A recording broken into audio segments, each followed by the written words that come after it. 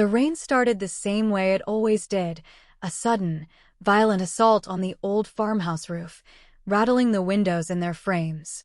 I was in the kitchen, kneading dough for bread I didn't truly need, the rhythm of my hands a familiar balm against the quiet hum of my own solitude. The radio murmured a weather report I already knew by heart, another storm front, another night alone. My life had become a series of careful, predictable movements designed to keep the chaos of the past at bay. I had built these walls, brick by careful brick, around my small, self-contained world. The knock came then, a tentative rap that was almost lost beneath the drumming rain. It was too late for visitors, too early for a true emergency, and my nearest neighbor was a mile down a winding dirt road. My first thought was a lost hiker, or perhaps a delivery gone wrong. I wiped my flour-dusted hands on my apron, a knot forming in my stomach. I preferred my solitude undisturbed. When I opened the door, the chill wind whipped inside, carrying with it the scent of wet earth and something else, something sharp and metallic, like fear. She stood on my porch, illuminated by the spill of light from the hallway, a small duffel bag clutched to her chest. Her hair, dark and slick with rain, clung to her face, and her eyes, wide and a startling shade of green, met mine with a mixture of defiance and desperation. It was Wren, my niece. The daughter of my estranged sister, a woman I hadn't spoken to in nearly a decade.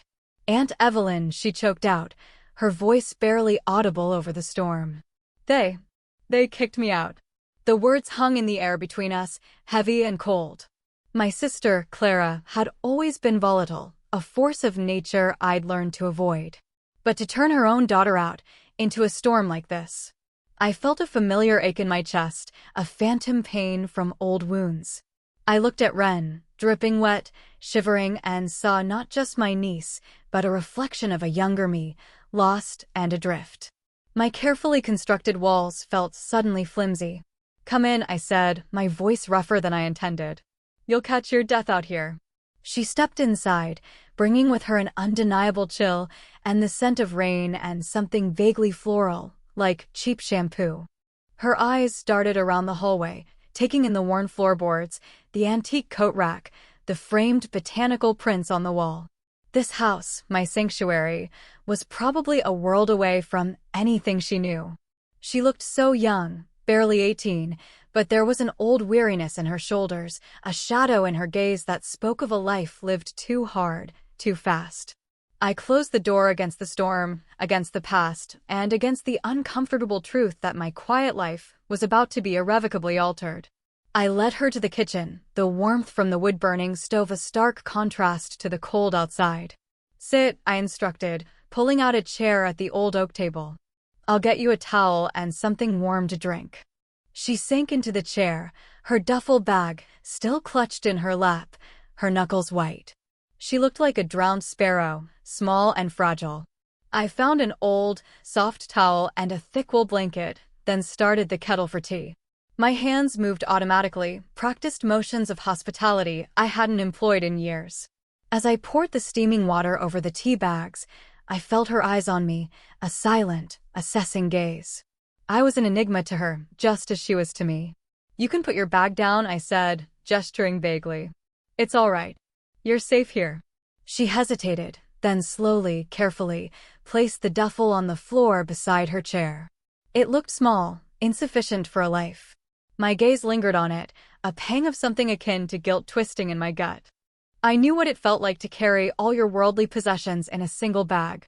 The tea brewed, filling the kitchen with the comforting scent of bergamot and citrus. I watched the steam curl upwards, a fragile wisp against the solid reality of my kitchen. My life, I realized, was no longer just my own. The next few days were a blur of awkward silences and tentative steps. Wren was like a skittish deer, constantly on edge, her movements quiet and her gaze watchful. She spent most of her time in the small guest room, a space that hadn't been used in years, its air still and faintly smelling of lavender and old books. I found myself listening for her, the creak of the floorboards, the soft click of a door. My routine, once so sacrosanct, was now punctuated by her presence, a subtle shift in the house's rhythm. I tried to draw her out, offering meals, asking gentle questions about her journey, about what she wanted to do next.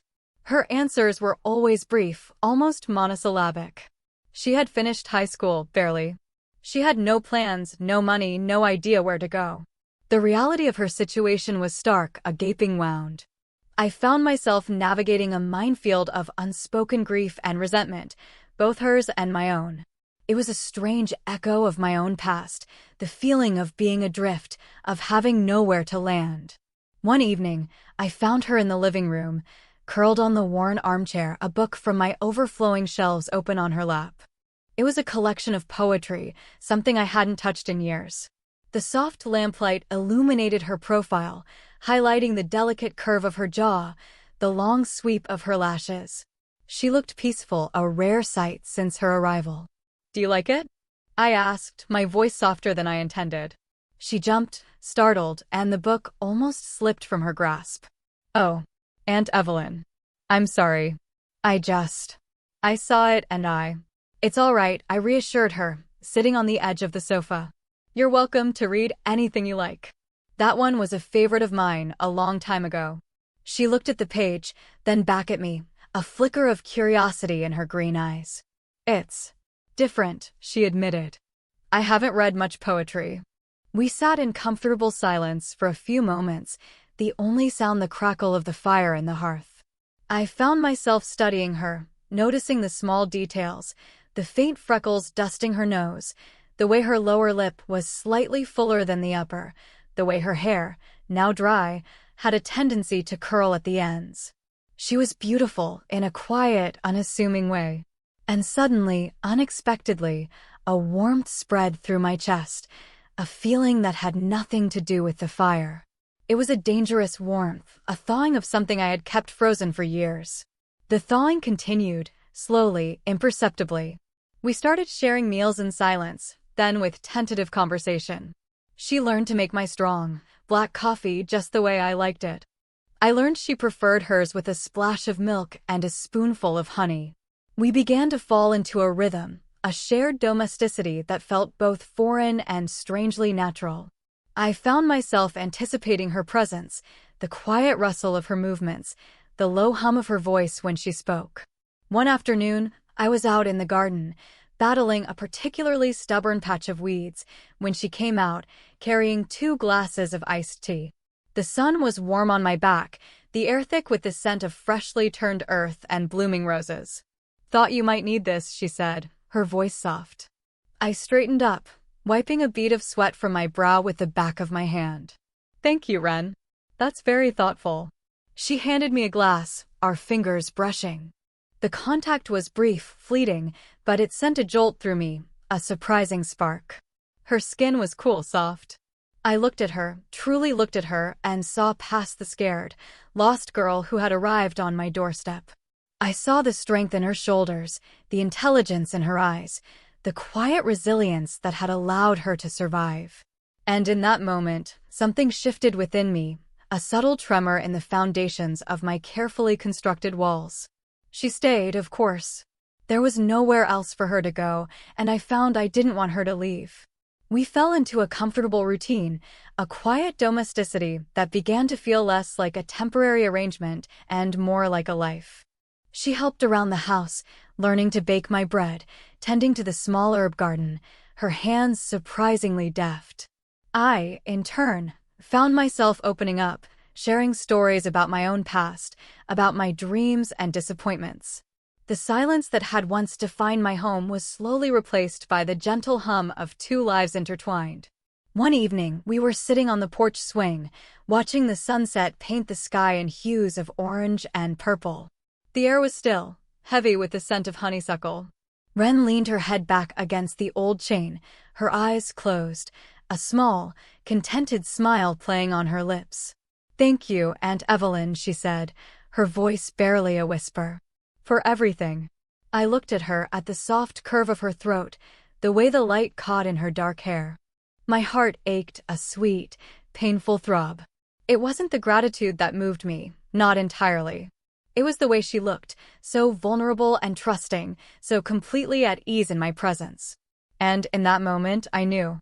The realization hit me with the force of a physical blow, stealing the breath from my lungs. It wasn't just affection I felt for her. It was something deeper, something far more dangerous. I was falling for her. My niece. The daughter of my estranged sister. The thought was scandalous, terrifying, and undeniably true.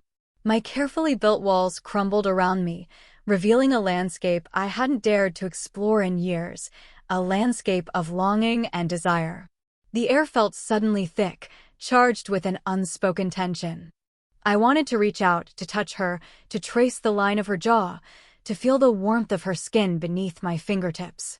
The desire was a burning ember in my gut, a forbidden flame. I pulled back, physically and emotionally, the realization chilling me to the bone. This was wrong. Impossible. I was her aunt, her guardian. The age difference, the familial connection, the sheer inappropriateness of it all. My mind raced, constructing new walls, higher and thicker, to contain this unwelcome, terrifying emotion. I retreated into myself, the familiar refuge of my solitude. Ren noticed, of course. She was perceptive, keenly attuned to shifts in mood, a skill honed by years of navigating her mother's volatile temperament. The easy camaraderie between us fractured, replaced by a new, uncomfortable stiffness. I became more reserved, more distant, my words carefully chosen, my touch avoided. The warmth I had allowed to bloom between us began to wither, replaced by a creeping chill. She tried to bridge the gap, her green eyes questioning, her voice hesitant. "Is something wrong, Aunt Evelyn?" she asked one morning, as I meticulously arranged flowers in a vase, avoiding her gaze. "Have I done something?" "No, Ren," I said, my voice flat. "Everything is fine. I'm just preoccupied." It was a lie, a clumsy, transparent lie. And the pain in her eyes, a reflection of my own, twisted my gut. I was hurting her, pushing her away, all because of my own forbidden feelings. The guilt was a heavy weight on my chest, pressing the air from my lungs. I wanted to confess, to explain the tumultuous storm raging within me, but the words caught in my throat, choked by fear and shame. The house, which had begun to feel like a home again, now felt suffocating. The silence, once comforting, became oppressive, filled with unspoken words and unresolved tension. We moved around each other like ghosts, the unspoken truth a barrier between us. I found myself retreating to my study, poring over old books, anything to distract myself from the constant ache in my chest. The image of her face burned into my mind. One night, the rain returned, a furious downpour that echoed the storm inside me. I was in the kitchen, staring out the window at the blurred landscape, a cup of untouched tea growing cold in my hands. The house was dark, save for the faint glow from the kitchen light. I thought Ren was asleep. Then, a soft voice from the doorway. "Aunt Evelyn." I turned, startled. She stood there, a shadow in the dim light, her hair loose around her shoulders. Her eyes, even in the darkness, held a familiar intensity, a quiet pain. "Ren," I said, my voice barely a whisper. "What are you doing up?" "I couldn't sleep," she admitted, stepping further into the kitchen. "It's the rain. And you." My heart hammered against my ribs. "Me?" She nodded, slowly, deliberately. "You've been different. Distant. And I don't understand why. I thought we were finally getting somewhere. I thought I finally had a place." Her voice cracked on the last word, a raw, vulnerable sound that tore at my heart. The truth, bitter and sharp, rose to my lips. I couldn't hold it back any longer. The walls I had so desperately tried to rebuild crumbled, revealing the raw, exposed landscape of my soul. "Ren," I began, my voice trembling. "It's not you. It's me. I have feelings for you. Feelings I shouldn't have. Feelings that are wrong." The words hung in the air, heavy with unspoken meaning. Her eyes widened, a mixture of shock and something else, something I couldn't quite decipher. The rain outside intensified, a violent drumbeat against the roof, mirroring the chaotic rhythm of my heart. I braced myself for her rejection, for the disgust, for the inevitable departure. I had shattered the fragile peace we had built, and now I would pay the price. But she didn't recoil. She didn't turn away. Instead, she took a step closer, then another, until she was standing directly in front of me, her gaze unwavering. The air crackled between us, thick with unspoken emotions. I could see the rapid pulse beating in her throat, the slight tremble of her hands. "Wrong," she echoed, her voice soft, almost questioning. "Why is it wrong, Aunt Evelyn?" "Because," I choked out, the words catching in my throat. "Because I'm your aunt. Because I'm so much older. Because it's forbidden." She reached out then, her hand tentatively touching my arm. Her fingers were warm, surprisingly strong. The contact sent a jolt through me, a desperate, aching pleasure. I had starved myself of touch, of intimacy, for so long. "Maybe," she whispered, her eyes searching mine, "maybe it's only wrong if we make it wrong." Her words were a revelation, a sudden shaft of light piercing through the darkness I had created. My breath hitched. I looked into her eyes, those startling green eyes that had haunted my thoughts for weeks, and saw not judgment, but understanding. Not disgust, but a burgeoning desire that mirrored my own. And in that moment, the rain outside seemed to soften, to recede, as if the storm had finally begun to pass. The world narrowed to just us, two people standing in a quiet kitchen, bathed in the soft glow of a single light, on the precipice of something terrifying and exhilarating. My carefully constructed life, the one I had so painstakingly built to keep pain out, had been breached.